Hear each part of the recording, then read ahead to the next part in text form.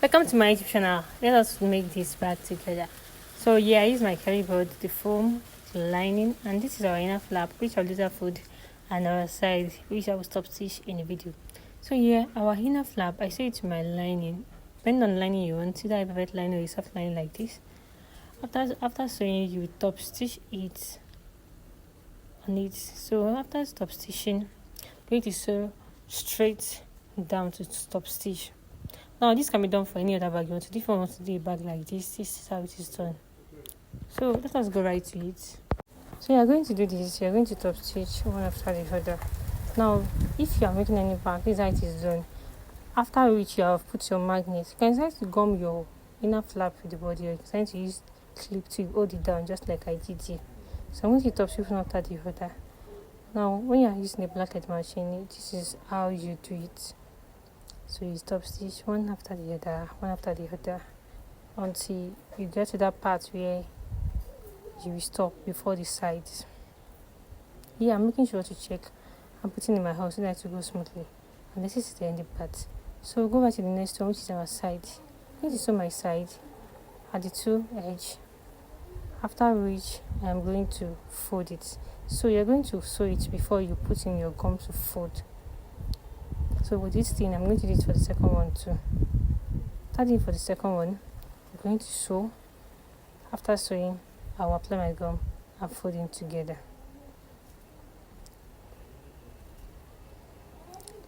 So after doing that, you're going to do for the second side too.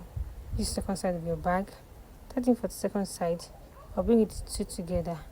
Then I'll fold it here with our gum. Then the next thing is to sew the front of my bag.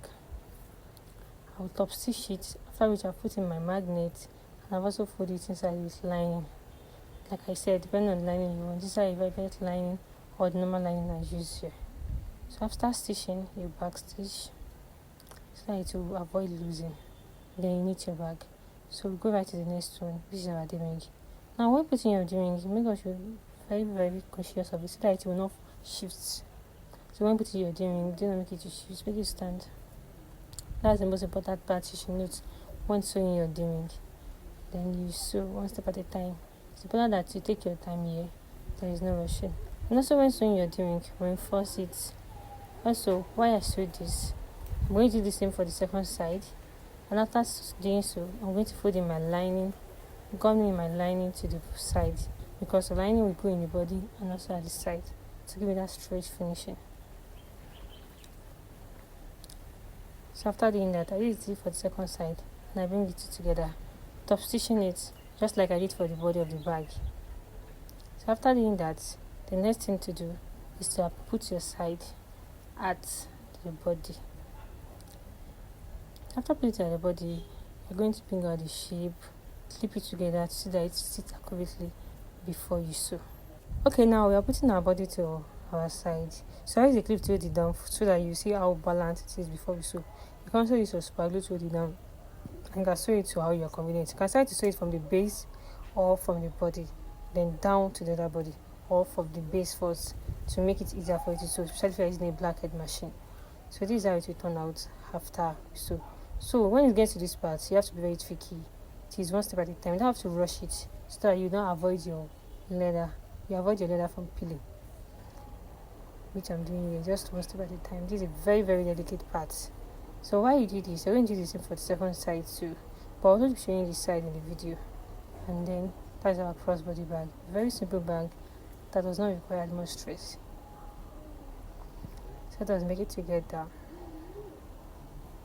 Step at a time, step at a time. So this is the second side, which I'm doing here. Taking the second side from the front, instead of the back the other time. So you sew one step at a time without rushing. Then you back stitch. So when you back stitch, it will avoid your thread from losing. That's a very, very important part of the bag. And then we'll get to the final stage. And since you already sew your cover before, you don't need to sew your cover again. You just sew your side, and then we are done with our bag. You can start to put any type of handle you want to hit, the one that fits into it. But it is unisex. You male can carry it, and also a female can carry it. let us get right to it. What's our final look? Okay, this is the final look of our bag. You can see how it sits well. So I just use my hand to bring out the shape. That's all.